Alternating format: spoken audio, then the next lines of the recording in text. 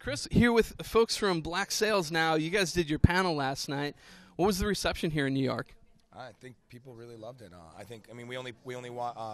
Unlike San Diego Comic-Con where we aired the whole first episode, we only aired 6 minutes of this one, and I think everyone was like, "Give us more!"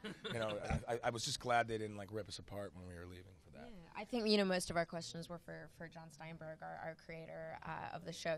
Because how can they really ask the actors questions when they haven't seen the show? But everyone seemed enthusiastic and excited to see it. We showed the trailer as well, which I'd not even seen that new trailer. Yeah. I was like, "Whoa, that looks fantastic." Yeah, I got goosebumps watching it, which is pretty cool. Why do you think right now is the time for Pirates on TV? Like, what makes this the perfect moment? I think it's the parallels to where we are socially.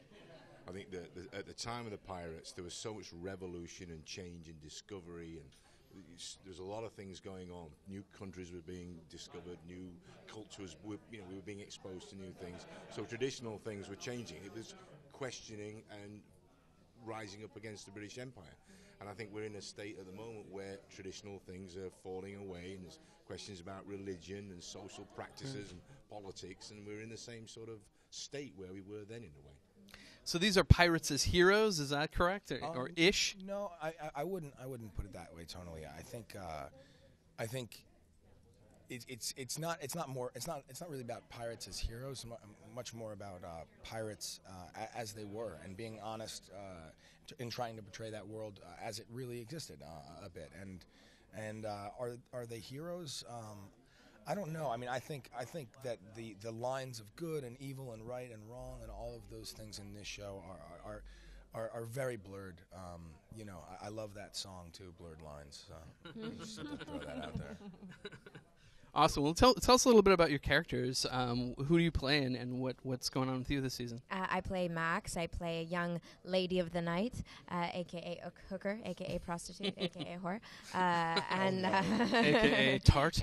Yes, a.k.a. tart. A.k.a. We could just go on and on and on. A.k.a. cat, now that we've had that inside joke that we have. She's a very manipulative young lady who kind of puts everybody to bed physically and mentally as well. She, I think her big picture overall is to escape the life that she is in, and she'll do anything to get out of it, and right now it's just sort of her survival and her way to get out of where she is. But she's very, very smart, and she definitely takes advantage of people any way she possibly can for her own, self-good.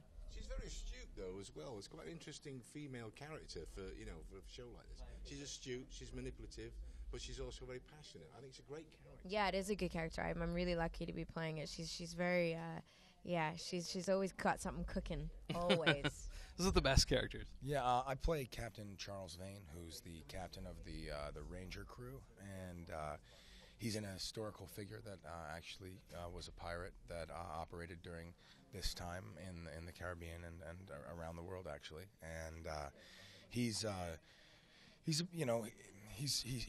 got a reputation for being a pretty ruthless pirate captain, which is good because you want the merchant ships to fear you and not fight you and just give up the goods rather than fighting them. And the more ruthless you're known as, the easier that'll be. He's I mean, to be honest, it's kind of like a dream role. He's a very uncompromising person who doesn't like to be told what to do, doesn't like the system, likes doing his own thing. It's like getting to play a cowboy or something. It's really awesome.